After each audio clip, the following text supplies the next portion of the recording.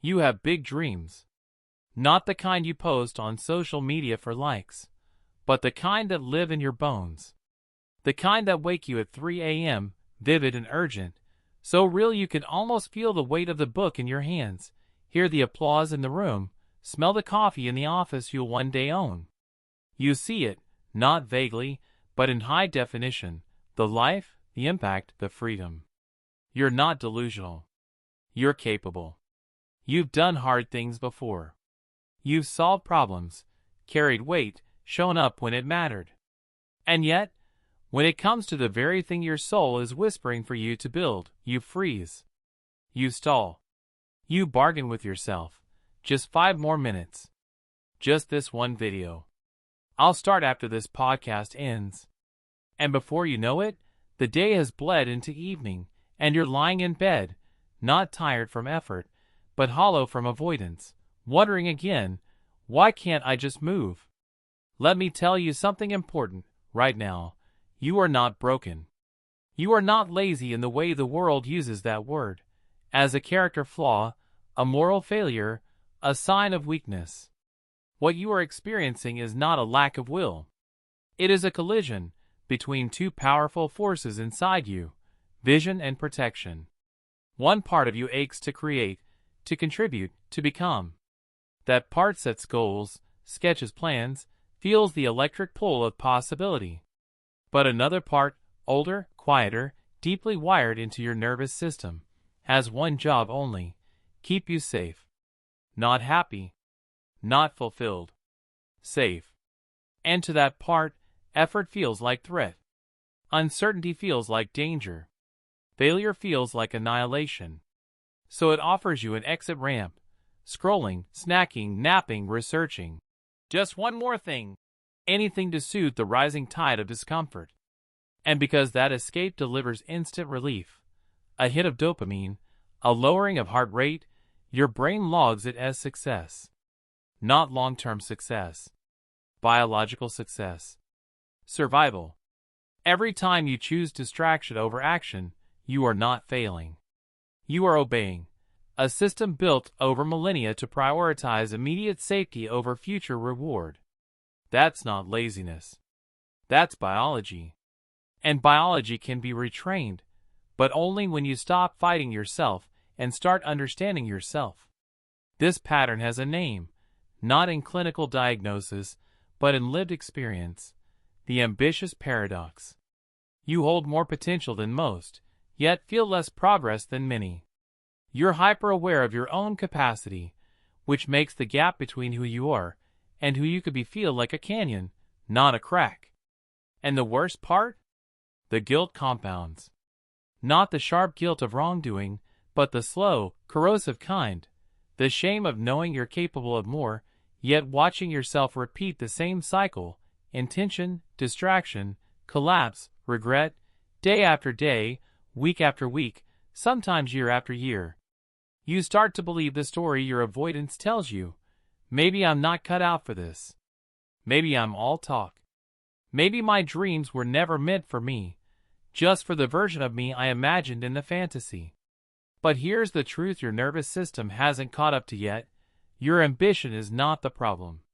Your avoidance is not the enemy. The enemy is the story you tell yourself about the avoidance.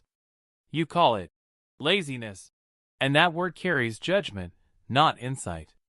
Laziness implies choice without reason. What you're doing is choosing, but not freely. You're choosing comfort because your brain has convinced you, through years of reinforcement, that discomfort is dangerous. And until you shift that belief, no amount of motivation tips, productivity hacks, or guilt will sustain change. Because motivation is a spark. What you need is architecture. Let me describe your day, not to shame you, but to witness you. You wake with resolve. Maybe you even write down your plan. Today is the day. You picture yourself at your desk, focused, productive, proud. But then, your hand reaches for the phone, just to check the weather. 10 minutes later, you're deep in a YouTube spiral, your heart rate calm, your mind numb, your original intention fading like smoke. You tell yourself, I'll start after breakfast. Breakfast turns into scrolling. Then lunch. Then, I'll just rest my eyes for 20 minutes. And suddenly it's 4 p.m., and the light is wrong, and your energy is gone, and the voice in your head shifts from "you can do this" to "you've failed again." So you numb the shame with more distraction, another episode, another scroll, and the cycle tightens. At night, the regret arrives, not as a whisper, but as a weight on your chest.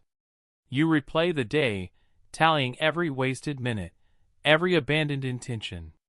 You promise, swear, that tomorrow will be different.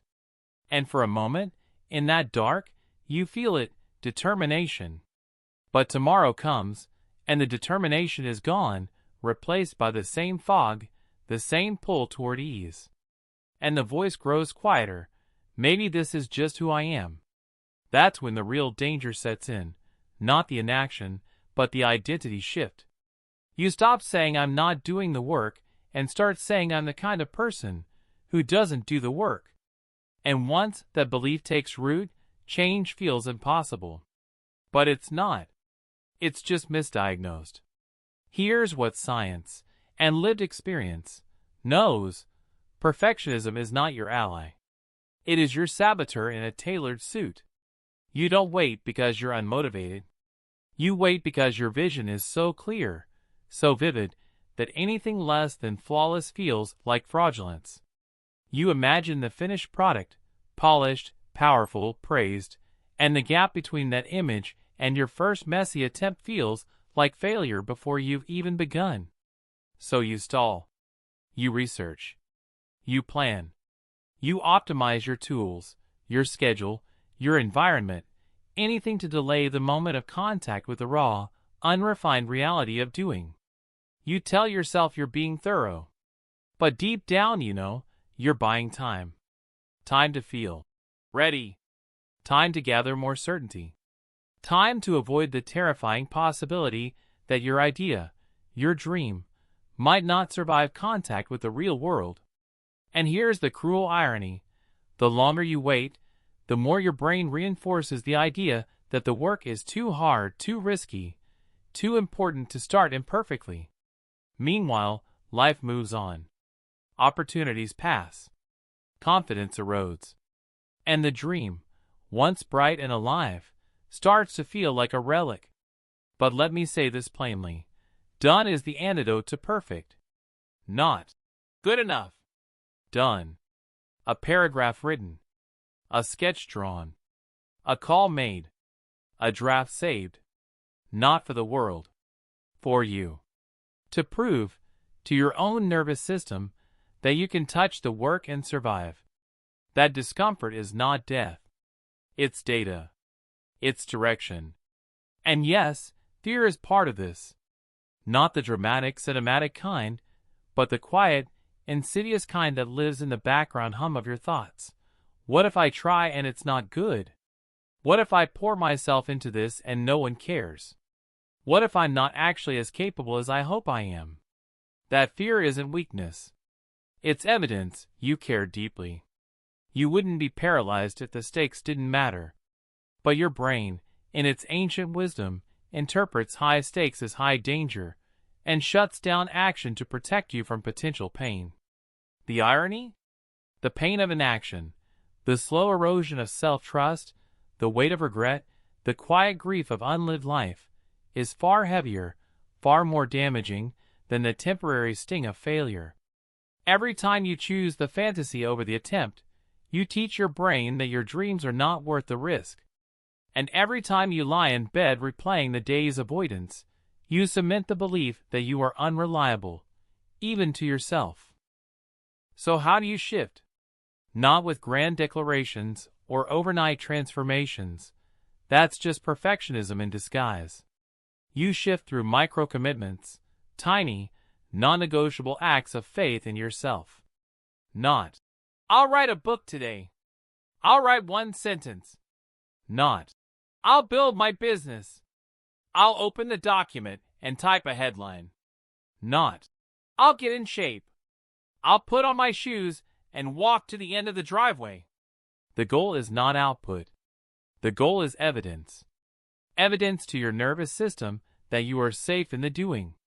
That discomfort is survivable. That you can show up, even imperfectly, and the world does not end. In fact, something remarkable happens. The first time you sit down and do the thing despite the resistance, your brain registers a contradiction. I felt dread, and I did it anyway, and I'm still here. That's the first crack in the wall. Do it again tomorrow, same small act, and the crack widens. Do it for a week, and your brain starts updating its threat assessment. Effort is not equal to danger. And that's when momentum begins, not as a roar, but as a whisper, maybe I can. You also need to redesign your environment, not as a moral test of willpower, but as an act of self-respect. Willpower is a finite resource, drained by decision fatigue, stress, and sleep deprivation. You are not failing because you lack discipline. You are failing because your environment is designed for distraction. Your phone buzzes. Your desk is cluttered. Your browser has 12 tabs open, each a siren song of escape. This isn't weakness. It's physics. And physics can be altered.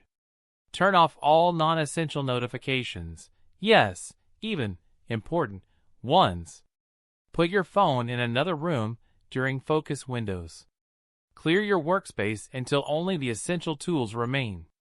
Set a timer for 25 minutes and commit to one thing. No multitasking, no. Just checking. When the timer ends, rest, but don't default to distraction. Stretch. Breathe. Look out the window. Reclaim rest as restoration, not escape. Successful people don't have stronger wills. They have simpler choices. They engineer their days so that the path of least resistance leads to progress. You can too. And here's the part no one wants to admit. You are consuming far more than you are creating, and your brain is mistaking input for output. You watch videos on productivity. You read articles on focus. You listen to podcasts about how to build a life. And it feels like movement. It feels like preparation. But it's not. It's procrastination in a lab coat. Every piece of content you absorb without applying is a deposit in the bank of knowing. But your dreams live in the bank of doing. You don't need more information. You already know the next step. Close this video. Put down your device. Do one thing, right now, that your future self will thank you for. Not the big thing. The next thing. One email. One sketch. One sentence. One rep. Let that be your victory. Not because it's grand, but because it's true. It proves you're not waiting anymore. You're starting. And when you do start, when you finally touch the work, you will produce something imperfect. Probably terrible. That is not failure. That is fidelity to the process, to the craft, to the truth that mastery is built in layers, not leaps. Your first draft will be messy. Your first prototype will wobble. Your first attempt will lack polish. And that is not just okay, it is necessary. Every great work began as a flawed, fragile thing. The painter's first sketch. The composer's rough melody. The entrepreneur's awkward pitch. Excellence is not the absence of bad work. It's the presence of repeated work, refined, revised, reborn. You are not trying to be great today. You are trying to be present. To show up. To prove to yourself that you are willing to endure the awkward, the uncertain, the unglamorous middle. Because that middle is where transformation lives. There will be days you fall back. Days the fog returns. Days you scroll for hours and hate yourself after. And that's where the final piece comes in. Self-compassion is not permission to quit. It is fuel to continue. Guilt says, you messed up. You're worthless. Compassion says, you messed up. You're human. What's one small thing you can do right now? Shame isolates. Compassion reconnects. When you speak to yourself like a friend, not a drill sergeant, you create psychological safety. And safety is the bedrock of risk-taking. You don't need to earn the right to try again. You already have it. Every morning is a fresh neural slate. Every decision is a chance to rewire. The goal is not a perfect streak. The goal is resilience, the ability to notice you drifted and gently steer back, without drama, without self-flagellation, without abandoning the mission. So let's reframe the label. You are not lazy. You are overwhelmed by possibility. You are not unmotivated. You are protecting yourself from perceived threat. You are not weak. You are wired for survival in a world that rewards creation. And that wiring can be updated, not with shame, but with strategy. Not with force, but with consistency. Not overnight, but every day. This is not about hustling harder. It's about showing up truer. Not grinding until you break, but building a sustainable rhythm of action and rest, effort and ease, ambition and acceptance. Because the life you want, the one you see so clearly in your mind, is not built in bursts of inspiration. It's built in the quiet, consistent choices no one sees. The decision to open the document. The choice to silence the phone. The courage to write the messy first line. The humility to say, "This isn't perfect, and I'm sending it anyway." You have spent years imagining the life you want. Now it's time to inhabit it, not someday. Not when you feel ready. Now. Not because you've suddenly become fearless, but because you've learned to act with the fear. Because you understand that the version of you who achieves, that calm, capable, grounded person you see in your dreams, is not waiting at the finish line. That person is forged in the doing. In the showing up. In the imperfect, persistent, daily choice to move, one small step, toward what matters. You are not behind. You are not broken. You are not too old, too tired, too late. You are exactly where you need to be, awake, aware, and ready, not to transform overnight, but to begin again. Today. Right now. So close this video. Take a breath. And do one thing, just one, that your future self is already grateful for. Because dreams don't build themselves. But you can.